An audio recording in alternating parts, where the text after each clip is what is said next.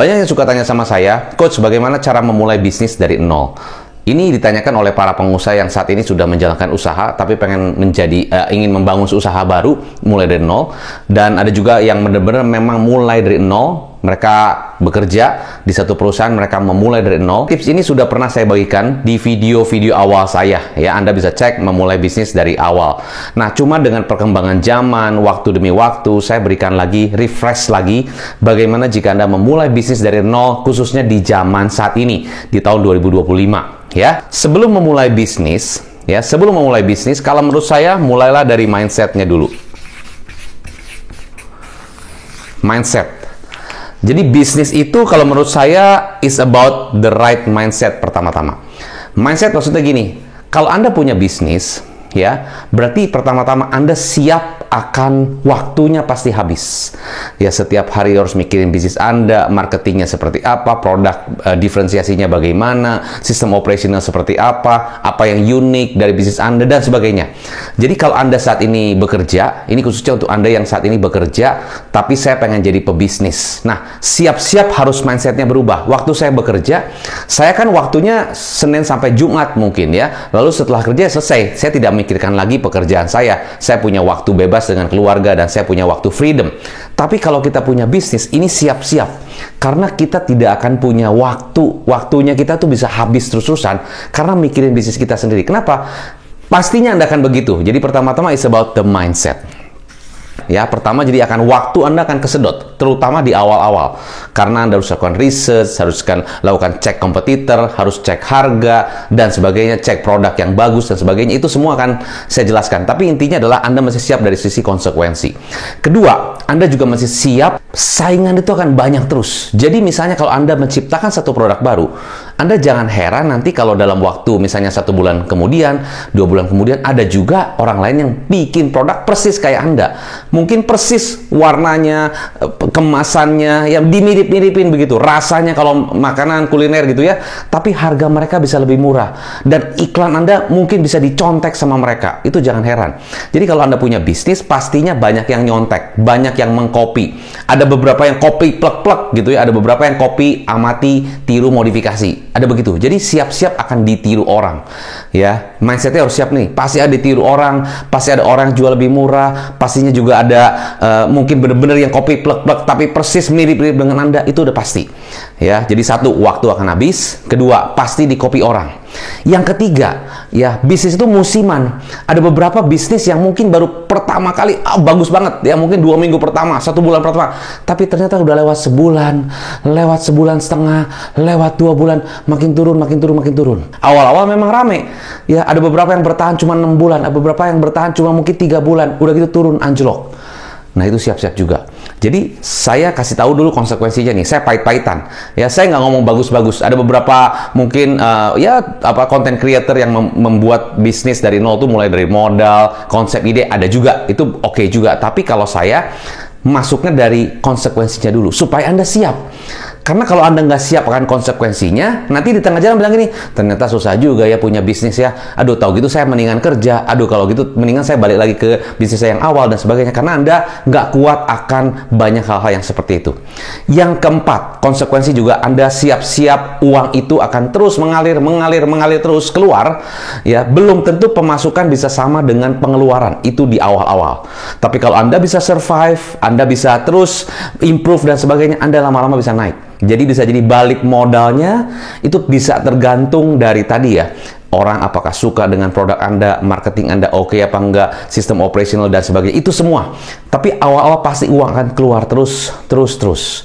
Nah, jadi ada 4 hal yang Anda harus siap dulu nih sebagai seorang pengusaha. Mindsetnya siap dan juga ditambah dengan konsekuensi. Tadi ada 4. Oke? Apakah Anda siap? Kalau Anda siap, Anda bisa teruskan video nih. Kalau Anda nggak siap, stop aja. Mending seperti sekarang aja deh. Karena punya bisnis not easy. Saya kasih tahu, tidak mudah.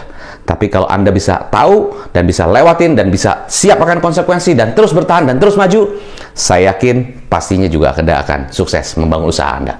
Khususnya bagi Anda yang baru nonton saya di channel ini, Anda bisa nonton dulu, jangan lupa Anda komen di bawah, dan Anda juga bisa share opini Anda, dan Anda boleh subscribe dan share ke teman-teman Anda, karena saya percaya sharing is caring. Saya bersyukur, alhamdulillah, puji Tuhan, bersyukur saya bisa bertahan lebih dari 15 tahun di bisnis coaching dan training, dan juga saya punya bisnis yang juga bisa bertahan lebih dari 10 tahun, ya bisnis ekspor barang ke Hong Kong. Nah, dan juga saya sebelumnya sudah punya bisnis distributor yang sudah merambah di Jawa Barat, ya, begitu detail dan specifically fokus kepada distribusi. Nah, dan setelah itu saya membantu banyak usaha pembisnis, ya, bisnis kecil, bisnis besar, bisnis super besar, ya. Bersyukur saya bisa diberikan kesempatan untuk bisa membantu para pebisnis, sehingga saya tahu, ya, di tahap mana, stage mana, dan sebagainya. Jadi ini berdasarkan pengalaman saya sebagai pengusaha, sebagai business coach, ya. Nah, jadi langkah pertama begini. Anda mau memasuki pasar atau menciptakan pasar? Jadi Anda mesti tahu menciptakan pasar atau memasuki pasar. Ini langkah pertama. Jadi maksudnya begini, kalau Anda sudah siap, oh produk saya ini benar-benar baru, saya datang ke Thailand, lalu di situ saya lihat, wah ada satu produk laku banget, ya, dan saya percaya kalau saya bawa produk itu ke Indonesia, saya jadi satu-satunya orang yang bawa produk Thailand ke Indonesia, dan itu artinya saya menciptakan pasar, karena di Indonesia belum ada produk itu, apapun itu. Anda lihat-lihat ke China, ada produk bagus, ada jasa bagus, Anda bawa ke Indonesia, karena di Indonesia belum ada. Nah, itu menciptakan pasar. Tapi kalau memasuki pasar adalah produknya udah ada di Indonesia. Misalnya Anda di Indonesia, ya, sudah ada. Misalnya jualan ayam geprek lah, atau jualan apa, bakso lah, udah ada. Nah, tapi Anda inovasikan lagi, Anda improve lagi, Anda berikan, ya, semacam kreativitas lagi, sehingga produknya bisa lebih unik. Wah, bakso Anda beda dengan bakso orang lain. Mungkin bakmi Anda beda dengan bakmi orang lain. Itu berarti memasuki pasar.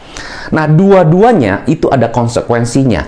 Kalau menciptakan pasar, pastinya pasar belum tahu tentang produk Anda, tentang jasa Anda, belum tahu. Berarti Anda harus gencar di marketing, edukasi. Zaman sekarang mungkin bisa kontennya terus diangkat terus di TikTok, Instagram, dan sebagainya, ya, di sosial media, sehingga orang lebih tahu, oh, edukasi. Dan sekarang sudah banyak orang yang mengedukasi terus-terusan di TikTok, di Instagram, di sosial media, sudah banyak. Berarti cara mengedukasinya juga harus beda. Itu kalau menciptakan pasar. Berarti fokus ke edukasi. Karena saya percaya sebelum orang beli produk Anda, orang harus tahu dulu, harus aware dulu. 12 tahun yang lalu, saya membawa konsep tentang coaching. Orang belum tahu tentang coaching. Orang taunya kucing Anggora, kucing Siam, kucing Persia. Nah, itu saya mesti edukasi. Ya, zaman itu, ya, belum ada Instagram, belum ada YouTube, ya. Tapi saya usahakan dengan radio talk show, dengan seminar, dan sebagainya. Akhirnya terciptalah pasar jadi tahu. Nah, itu contoh, menciptakan pasar. Ada yang memasuki pasar. Nah, memasuki pasar itu juga sama. Marketing juga penting, tapi yang diangkat keunikannya. Apa yang beda dari orang lain, dan sebagainya. Memasuki pasar. Coach, boleh nggak saya masukin pasar, tapi harga saya lebih murah? Untuk awal-awal, strateginya bisa seperti itu. Ya, tapi itu bukan strategi terus-terusan. Karena nanti begitu ada orang yang kasih harga lebih murah lagi, Anda tidak punya satu keunikan. Jadi, untuk awal-awal, boleh aja seperti itu. Misalnya, disamakan atau mungkin kasih lebih murah sedikit untuk orang minimal coba ke produk Anda. Boleh untuk masuki pasar. Jadi, langkah pertama adalah menciptakan pasar apa memasuki pasar? Oh, mesti dipikirkan dulu. Itu yang pertama. Yang kedua, ini paling penting. Modal sendiri atau modal investor. Nah, ini. Oh, bisa pilih ya, Coach? Ya bisa. Zaman sekarang kan, ya bukan zaman sekarang aja, ya, zaman waktu dulu juga sudah ada. Tapi gini, basically, kalau saya punya bisnis, tadi di awal saya udah sampaikan kepada Anda begini, saya tuh konsekuensi mesti waktu saya lebih habis. Ya, saya mesti habiskan waktu saya, mesti pikirin ini, pikirin itu, sebagainya. Waktu saya kerja mungkin nggak seperti itu. Waktu udah punya bisnis saya, semua harus saya pikirin, karena harus profitable kan, harus untung kan. Berarti saya mesti pikirin sendiri, mungkin saya nggak pakai karyawan dulu, saya dulu yang kerja, mungkin saya pakai karyawan juga yang murah, karena saya belum punya, ya perputarannya belum bagus, jadi saya harus minimizing cost dulu. Berarti kan semua waktu saya. Nah, kalau waktu saya sudah habiskan, ditambah modal saya juga saya habiskan, dan bisnis juga saya belum tahu gimana akan maju, ya berarti resikonya kan berat sekali. Waktu saya, pikiran saya, energi saya, modal saya. Nah, kalau pakai modal sendiri, ya resikonya berarti modal habis, bukan habis sih, ya mungkin kepake gitu ya. Terus juga cash flow akan terus-terusan. Nah, terus kita waktu juga habis, kepusingan juga ada. Itu kalau modal sendiri. Ya. Coach, tapi modal orang lain juga pusing, Coach. Kenapa? Karena bukan uang saya, uang orang lain. Iya, betul, uang orang lain. Anda juga pusing-pusing. Tapi kan istilahnya gini, Anda cuma pusingnya gedein bisnisnya. Anda cuma fungsinya bagaimana supaya saya bisnis tetap berkembang. Karena uangnya udah ada. Nah, kalau nomor satu uang sendiri, gila, gue masih pusing marketing, masih pusing cash flow, masih pusing operation. Gue juga keluar uang sendiri, lebih pusing kan? Jadi pusingnya lebih banyak. Sama-sama pusing sih. Uang orang juga pusing. Ya, jadi ini boleh pilih sendiri. Bagus yang mana menurut Anda? Ya, modal sendiri apa modal investor? Coach, kalau modal investor berarti gimana? Artinya semuanya dimodalin investor? Enggak juga. Macam-macam. Ada beberapa yang mungkin investor 80%, ada 20%, ada yang 50-50 dan sebagainya. Itu tergantung. Jadi Anda mesti tahu kekuatan saya. Karena ini paling penting. Anda mesti tahu, mesti ada modal. Coach, zaman sekarang katanya bisnis nggak ada modal. Siapa bilang gak ada modal? Modalnya bisa jadi waktu kita juga. Ya mungkin ada uang. Ya kalau misalnya uangnya kita bener-bener, wah udah deh, lebih baik kita fokus ke investor aja. Karena kita punya prediksi, kita punya planning, mungkin dalam sekian lama bisa ROI-nya lebih besar daripada mereka kalau simpannya di tempat lain. Deposito atau reksadana dan sebagainya. Ya udah, berarti mendingan investor yang invest di bisnis Anda. Itu nomor 2. Oke? Sampai sini jelas ya? Kemungkinan video ini saya akan lanjutkan di beberapa tips lain. Ini bagian pertama. Bagian pertama udah panjang. Nah, saya akan fokus kepada 3 dulu. Nah, 1, menciptakan pasar, maksud pasar. Jadi harus jelas produknya apa. Kedua, modal sendiri apa modal investor. Ketiga begini, target saya siapa? Target market saya siapa? Dan paling penting, saya juga harus tahu, ini profit saya gimana? Profitability-nya gimana? Jadi maksudnya begini, saya punya produk, apapun produk saya, mau jasa, mau produk, ya, dan sebagainya. Saya mesti tahu targetnya saya tembak kemana. Ya, ibu-ibu coach, ibu-ibu kan luas sekali, nggak bisa cuma ibu-ibu yang seperti apa. Sekarang tuh sangat spesifik. Ya, ibu-ibu tuh banyak sekali. Kalau kita kelompokkan ibu-ibu arisan, ibu-ibu mungkin sosialita, ibu-ibu yang senang di rumah, ibu-ibu yang kerja, ibu-ibu yang mungkin dia usaha sendiri, macam-macam. Ya, jadi kita mesti targetnya kemana? Karena setiap orang itu punya perbedaan. Zaman sekarang gini loh. Sekarang kita nonton TV aja itu dengan berbagai channel.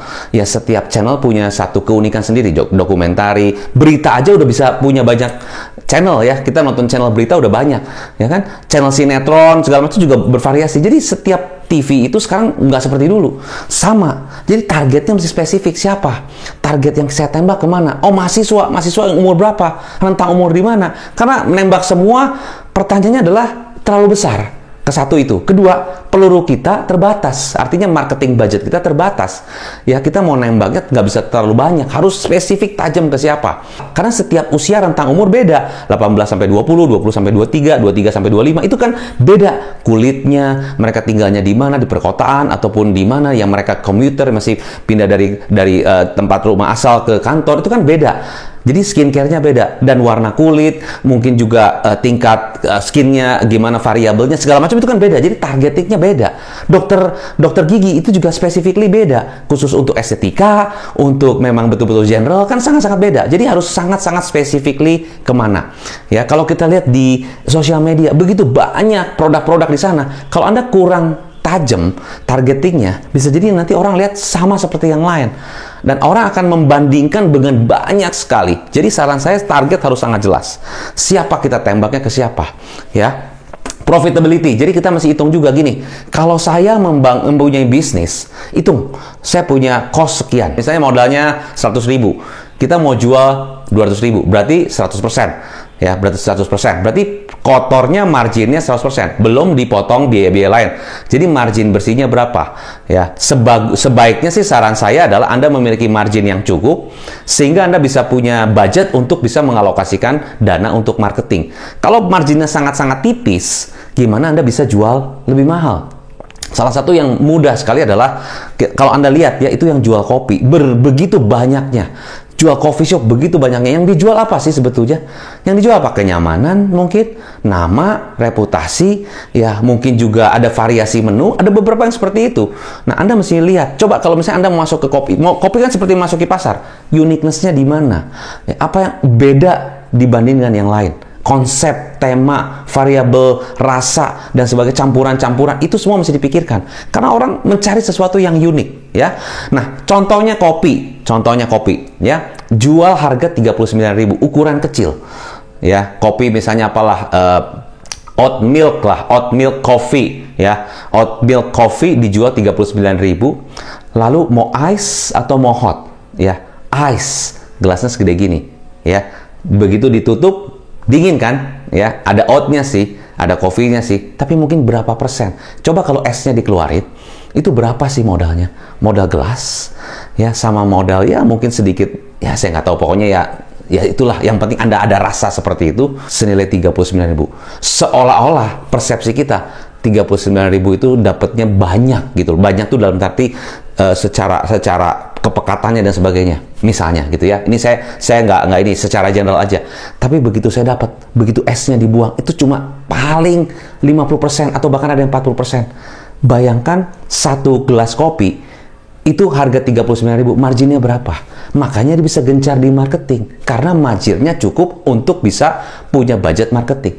Tapi kalau jualnya tipis banget marginnya, gimana untuk buat marketing? Coach, kan ada investor.